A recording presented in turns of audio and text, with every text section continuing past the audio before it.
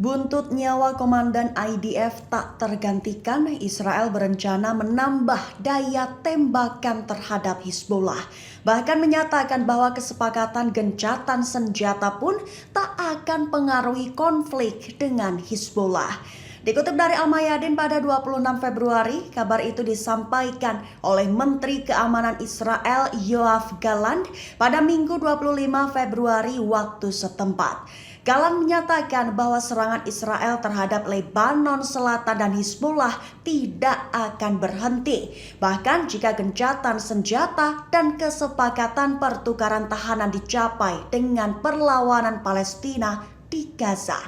Ia menyampaikan rencananya saat mengunjungi Komando Utara Militer di Safat. Sebatas informasi saja, awal bulan Februari, lokasi itu terkena serangan roket Hizbullah dan menewaskan satu tentara Israel.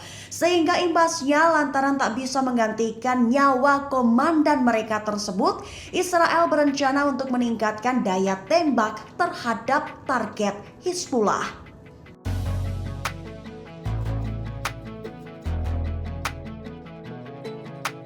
Seorang pria berani membakar diri sendiri demi menuntut gencatan senjata konflik Gaza.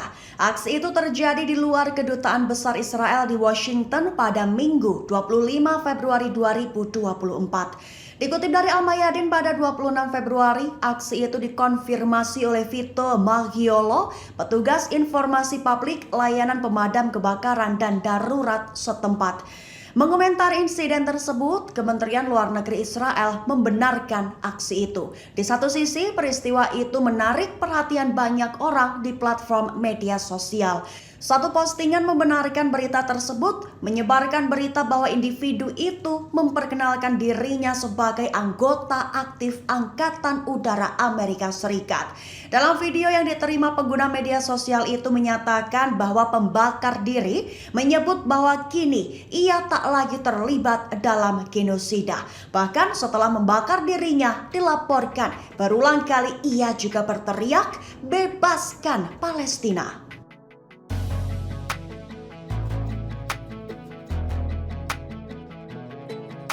Kementerian Pertahanan Yaman bersiap melakukan penghapusan kejahatan Zionis di Laut Merah dan Laut Arab. Hal itu disampaikan oleh Menteri Pertahanan Yaman Mayor Jenderal Nasser Al-Atifi pada Minggu 25 Februari waktu setempat. Dikutip dari Tribun News pada 26 Februari, itu dikabarkan menerbitkan statement terbaru atas kontrol rute perairan. Pihaknya menyatakan bahwa sama sekali tidak menginginkan dominasi Amerika Serikat dan Inggris di Laut Merah. Namun menyatakan bahwa saat ini keamanan maritim di Laut Merah dan Laut Arab telah sepenuhnya diformulasi ulang. Tepat setelah mereka melakukan penghapusan kejahatan Zionis Israel di perairan tersebut. Maija Nasser menegaskan bahwa Angkatan Laut Yaman telah membuat persamaan de facto baru di wilayah itu. Artinya mengembalikan Laut Merah dan Laut Arab ke identitas aslinya yang telah dihilangkan oleh Zionis di tahun-tahun sebelumnya.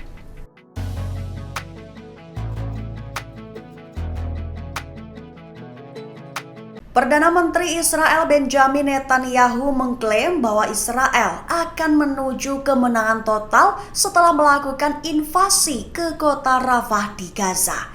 Dikutip dari Al-Mayadin pada 26 Februari, kabar itu disampaikan Bibi pada Minggu 25 Februari 2024 waktu setempat.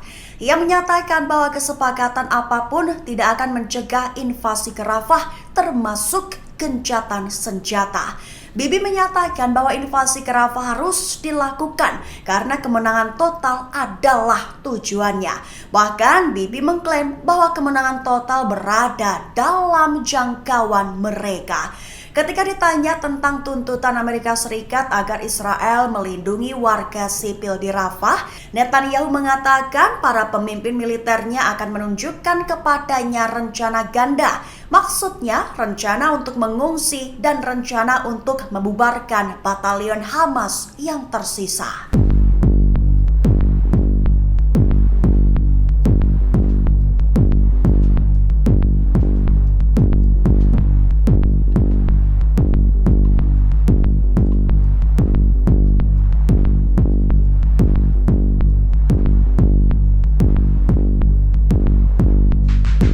Perdana Menteri Palestina Muhammad Shtayyeh resmi menyerahkan pengunduran diri pemerintahannya kepada Presiden Mahmud Abbas. Dikutip dari Al-Mayadin pada 26 Februari, kabar itu disampaikan oleh Shtayyeh pada Senin 26 Februari waktu setempat.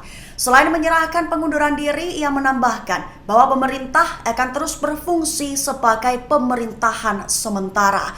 Sumber resmi menyebut bahwa keputusan pengunduran diri itu merupakan langkah preventif yang diambil Abbas, terlebih dalam menghadapi tekanan yang dihadapi otoritas Palestina dari negara-negara kawasan, komunitas internasional, dan Amerika Serikat. Diketahui tujuan dari pengunduran diri untuk memberikan keputusan kepada kedua belah pihak untuk menghentikan perang di jalur Gaza, menjamin jaminan internasional bagi penarikan penuh pasukan pendudukan Israel dari Gaza, menghentikan serangan Israel ke tepi barat yang diduduki, serta mencabut pengepungan keuangan yang dikenakan pada otoritas Palestina.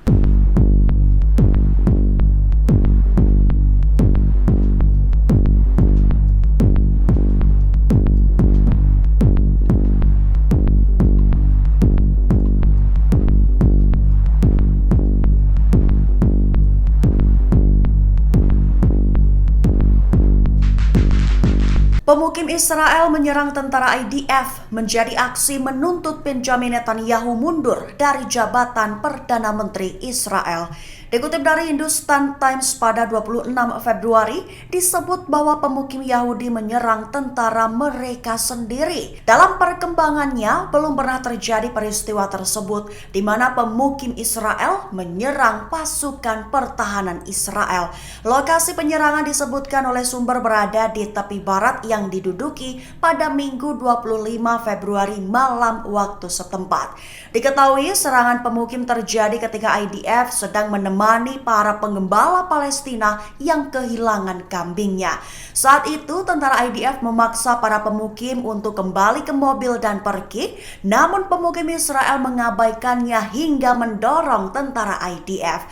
Sebagai tanggapan, tentara IDF melepaskan tembakan ke udara sebagai peringatan. Namun alih-alih situasi redam, justru kondisi semakin parah lantaran pemukim Israel menyerang tentara IDF. Secara terpisah, ribuan orang di seluruh Israel memprotes pemerintah sayap kanan Netanyahu dan menuntut penggulingannya.